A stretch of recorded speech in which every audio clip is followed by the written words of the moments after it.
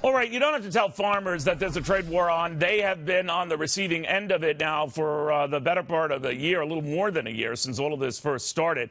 The president is promising aid to farmers with all that tariff dough he's getting, that a good chunk of it, maybe up to $15 billion, will be coming via agricultural support. Iowa Senator Chuck Grassley joins you right now.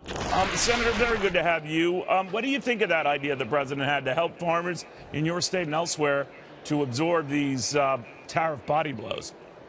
Farmers are going to prefer the market over the aid the president's talking about. If the aid comes, farmers will take advantage of it, but because they support what the president's trying to do in regard to China. Our farmers know that the theft of intellectual property, trade secrets, particularly manipulating the currency that China does, all of that is very harmful to the entire United States economy, but particularly when they make it difficult for us to import into their country by the manipulation of their currency. We need, farmers want that changed, and they're going to stand behind the strong position that the president's taken, and I compliment the president because they know that China has to live by the rules of international trade just like the United States and almost the rest of the world does. And they know that China's in the WTO, that they're a mature nation, they're the second largest economy in the world, and that they ought to live like an adult in that international world. And we're not there, are we? But let me ask you, he uses a figure to talk about the tariffs have actually been very good to us. We've gotten $100 billion from the Chinese. Do you know where he got that figure?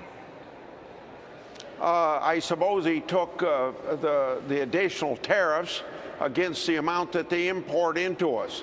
And I assume that that's where he got it. I'm taking him at his word. Well, I don't think he said that, Senator. Who are we to quibble over details like this, like a billionaire, billionaire? But, you know, I can go 35, maybe up to 39, maybe $40 billion. But when you're lumping that together with items that we sell abroad to China, you're lying. Well, I'm going to have to take your word for that. I'm not going to be able to comment on that because let's ask where that money goes then. Assuming the president has found it to be accurate, and I'll check this. I keep trying to get the real skinny on that. I can't. It's tough. But our deficit's only getting worse, right? So where does that money go? Do you know, Senator? Well, obviously, all tariffs go into the general fund of the United States government, and there's no doubt about that. But if you're talking about deficits, I know you know that we don't have a taxing problem. We got more money coming in this year than last year, even though we've had the tax cuts. No, you're right about that. I'm just wondering, though, I mean, if even with the billions we're getting all of this, and it's not put a dent in those deficits, you got to wonder if what happens when it stops, right? Okay, then that gets back to what you and I agree on. We don't have a taxing problem. We got a spending problem. All right. So that's an argument. You're quite right for another day, sir. But I did want to get your read also on some political developments lately. The Attorney General, Bill Barr, is tapping a federal prosecutor to look in to what got the Russia probe going in the first place. Do you support that move? Well, absolutely. And I applaud Barr for following through. And let's say if somebody violated the law, obviously they ought to be prosecuted.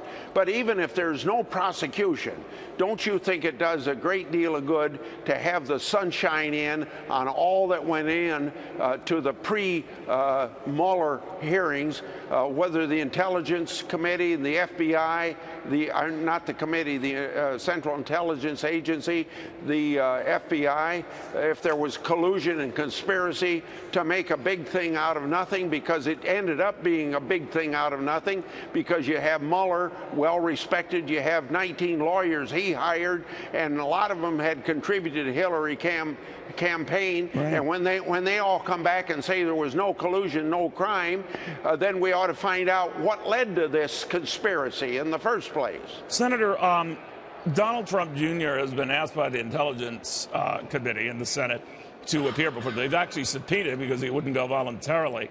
The president made it very clear he thinks Donald Trump Jr. has done enough. Do you think that he should go before your colleagues on the Intelligence Committee? Well, you're going to accuse me of ignoring your question when I answer it this way, but you got to respect that a person that's never been on the Intelligence Committee, and it's very private and very secret what goes on there, as it ought to be secret.